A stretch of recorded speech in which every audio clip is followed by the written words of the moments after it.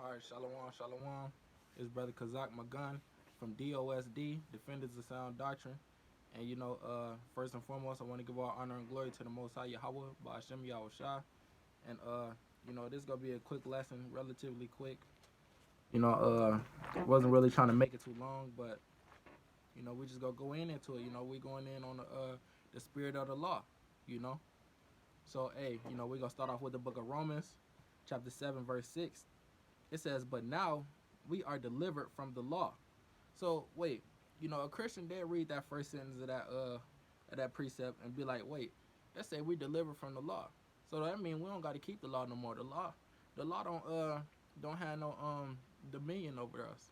But what it say right here in the first precept of the in the first verse of the chapter. It says, "Know ye not, brethren, for I speak to them that know the law, how that the law have dominion over a man as long as he liveth." So, hey, man, the law got dominion over a man as long as he liveth. Let's get another precept on that. We'll go to the book of Second Esdras, chapter 9. Let me see. Second Esdras, chapter 9, and verse 36. It says, "For we that have received the law perish by sin." Because what? We the ones that received the law pertaining to Psalms 147 and 19, I believe. We the ones that received the law. It say he showed his word unto Jacob, And it says, our heart, it said, "For we that received the law perish by sin." Because what? Romans 6 and 23 says the wages of sin is death, you know? And it says, "Our heart also which received it," verse 37, he got a point, "notwithstanding the law perisheth not, but remaineth in his force." So the law don't perish, man. The law don't go away. The law is not going to be here one day and then gone the next day. Yahweh Shai even said in Matthew 5:17, "Till heaven and earth pass, not one jot or one tittle shall in no wise pass from the law." So the law endure forever, man. We got to keep the law. We still supposed to be keeping the law right now, So let's go back to that Romans 7 and 6. It says, we are but now we are delivered from the law, that being dead wherein we were held." So what does it mean to be delivered from the law? Let's break it down now. We know that it doesn't mean to that we don't have to keep the law no more. So let's get a precept on that. This Romans 6 and 14.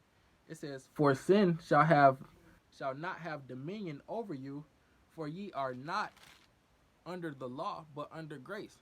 So it says we not under the law, but we under grace. What does that mean? We under grace. So like when you was supposed to pay that bill, when you was supposed to pay that rent when that rent was due, and you don't got the money right now, what? Your landlord, he could give you a grace period. He give you another 2 weeks to go ahead and pay that rent in full. But what if he don't give you that grace period? If you ain't had no grace period, then what? You'll be getting put out. You'll have a damn yellow sticker eviction notice on your door, man. So it says that we not under the law, we under grace. Let's get an example of that, man. Let's go to the book of John. Right? We're gonna go to the book of John, chapter 8.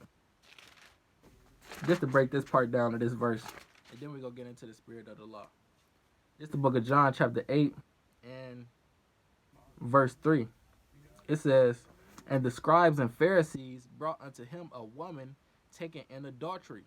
And when they had set her in the midst, they say unto him, Master, this woman was taken in adultery in the very act." So if you get taken in adultery, what is you supposed to do?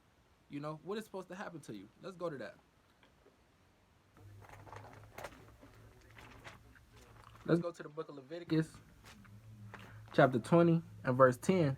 It says, "And the man that committeth adultery with another man's wife, even he that committeth adultery with his neighbor's wife, the adulterer," so the man, "and the adulteress," the woman, "shall surely be put to death." So you got to get put to death.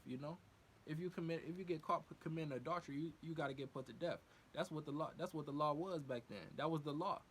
That's what it means to be under the law. If you get caught doing a sin that's worthy of death, the priest has to put you to death, man. He got to order you to be stoned, or he got to order you to however the death is, man. So let's go back to Romans. I mean, not Romans, but John 8. It says, they say unto him, John 8 verse 4. They say unto him, "Master, this woman was taken in adultery in the very act." Now Moses in the law commanded us that such commanded that such be stoned. But what sayest thou? So they knew that it's the law that this woman, she got caught in adultery. She got to be stoned, man. Hold on, Salakia.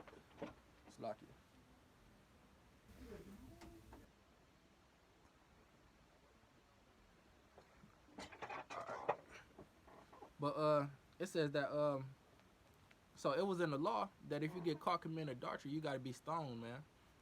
But let's see what Yahweh Shai did, because Yahweh Shai came to bring grace. I believe it says that in John, it says Salakia, let's get that real quick. I believe that's John 1. It says, this John 1 and 17, for the law was given by Moses, but grace and truth came by Hamashiach Yahweh Shai. So Yahweh Shai came to bring grace, man. Let's see what that grace was that he came to bring. It says, now Moses in the law, verse 5. John 8 and 5. Now Moses in the law commanded us that such should be stoned, but what sayest thou? They said, tempting him, that they might have to accuse him. But Yahweh Shai stooped down and with his finger wrote on the ground as though he heard them not. Verse 7.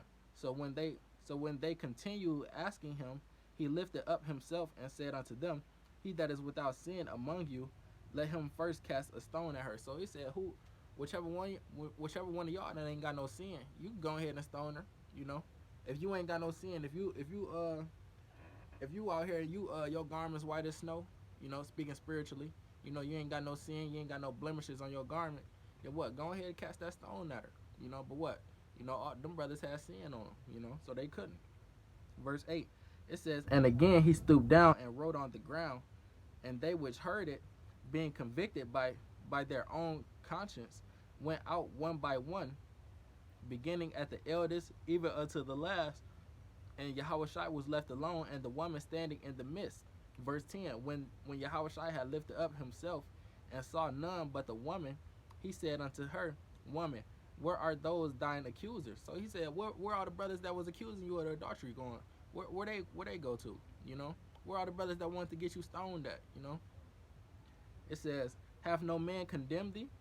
Verse 11, she said, no man, Lord. And Yahweh Shai said unto her, neither do I condemn thee, go and sin no more. So he showed her that grace right there, man.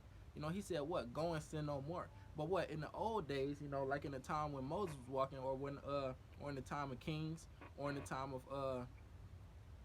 the prophets, man, they was gonna be ordered to put that woman to death, man. Why? Because that was the law, but what? It says grace and truth came by Yahweh Shai, man. So we not under the law, meaning we not gonna be put to death for the sins that we do that are worthy of death. We got grace now. We got that grace period to repent, and to not sin no more, not commit that sin anymore, So let's go back to Romans 7 and 6.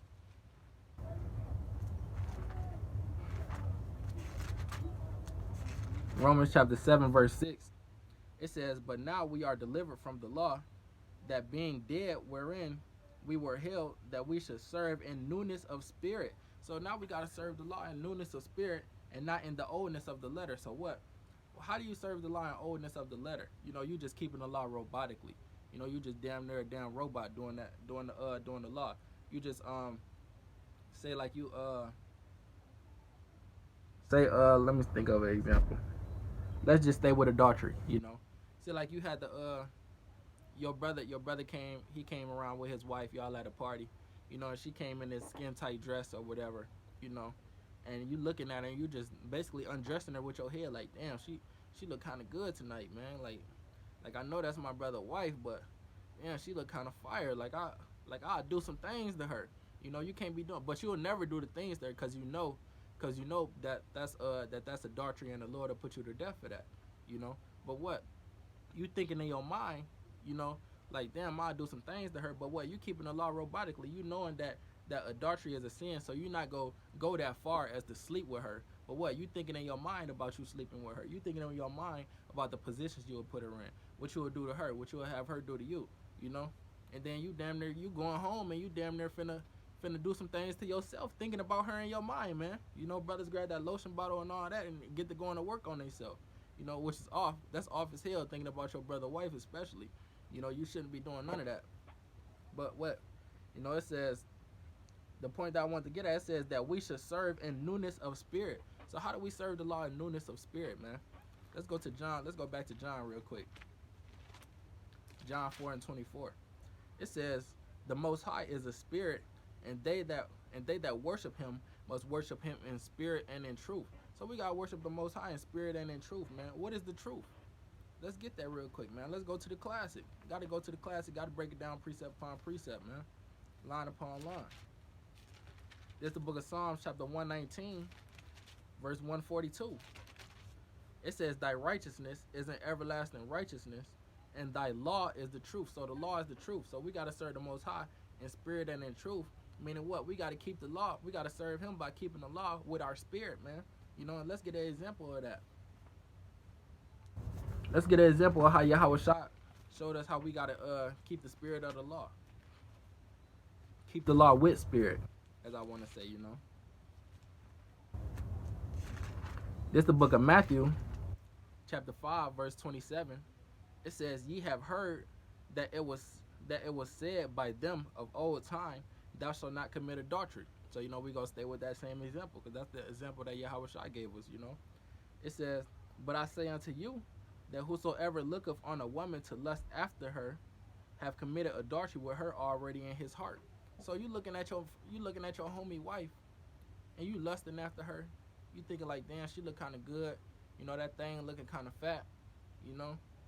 I'll do some things to her or whatever, you know. You committed adultery already in your heart. Because what? You sitting there and dressing her with your eyes. You sitting there imagining what she looked like. You know, getting graphic with it in your mind, you know. And that's off, man. Because what? You're not in, and then you kind of getting close to her. You know, you trying to see what she smell like and all of that. You know, you're not gonna commit adultery with her. You're not gonna go as far as sleeping with her. But what? You gonna try to get close to her, see what she smell like. You know, try to count the curls in her head and all of that. You going off, man. You damn near committed adultery in your mind, man. Don't it say in Sirach 9:9? Let's go to that real quick. You know, you trying to go to coffee, go have coffee with her and all of that. You know, you pouring her drink at the party and all of that while her man in the bathroom and all that. You know, you can't be doing that, man. You know you're not gonna sleep with her, but what? You trying to take it as far as you can without sleeping with her. It says, this is the book of Sirach, chapter 9, verse 9. It says, sit not at all with another man's wife, nor sit down with her in thine arms. So don't even do that, man. Even if you don't plan on sleeping with her, don't even get close to her, man. Cause what? You committing adultery already in your heart. You know what these things could lead to, man. You know.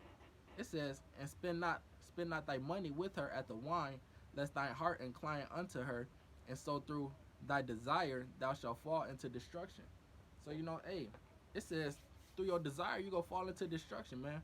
That desire, that's coveting, man. That's the when you click on the word covet in a blue letter, it says strong desire. So you coveting another man's wife. And the Lord already said in the law in Exodus, let's go to it. Exodus 20:17. That we're not supposed to even covet another man's wife. Nothing that belongs to somebody else. We're not supposed to covet, man. We're not supposed to have no strong desire for it. So this the book of Exodus chapter 20 and verse 17. It says, thou shalt not covet thy neighbor's house, thou shalt not covet thy neighbor's wife, nor his manservant, nor his maidservant, nor his ox, nor his ass, nor anything that is thy neighbor's. So you know, the Lord through Prophet Moses was already giving us the spirit of the law back then, man. But what? You know, Jake hard-headed. It's gonna go over Jake's head, man. It's gonna go in one ear and not the other. That's why Yahweh Shah had to come and reiterate it for us, man. Had to come and basically break it down more for us, you know. It says, thou shalt not covet anything that is thy neighbor's, man.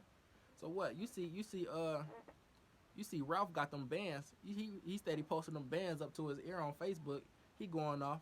You know, he's basically he posting them bands to his ear on Facebook. You know, and you know he only stayed down the street. He like, man, you know, Ralph got all them bands. My pocket's been hurting these last couple weeks, man. You know, I need that. I need what Ralph got, man. You know, so what? So first, you start imagining yourself having the money that Ralph got. Next thing you know, you imagining yourself taking that money from Ralph. You know, next thing you know, you actually doing it. You actually loading your gun and you going over there, knocking on Ralph's door with the damn ski mask on, and you finna rob Ralph for them bands that he got, man. You know, which is going off. Now you robbing your brother. Now you committing two sins in one, because why? You coveting something that was never yours, you know, and then what? You know, you stealing from your brother. You know, it says thou shalt not steal, man. You know? So it says, so man, that's the spirit of the law, man. We gotta serve the law in spirit. We gotta serve the most high in spirit and in truth, man. You know, so don't be sitting there premeditating on committing adultery. Don't be sitting there premeditating on robbing your brother or stealing, you know. Don't be sitting there coveting anything, man, you know. So, you know, I just wanted to touch on that, you know, to go in on the spirit of the law. And yeah, I believe that's it. But yeah, you know, Lord willing, somebody was edified by this lesson. You know, I want to give all honor and glory to the Most High Yahweh Ba'Shem Yahushua, and keep the commandments, keep the faith, and you know, hey, Shalom Israel, stay strong in these last days.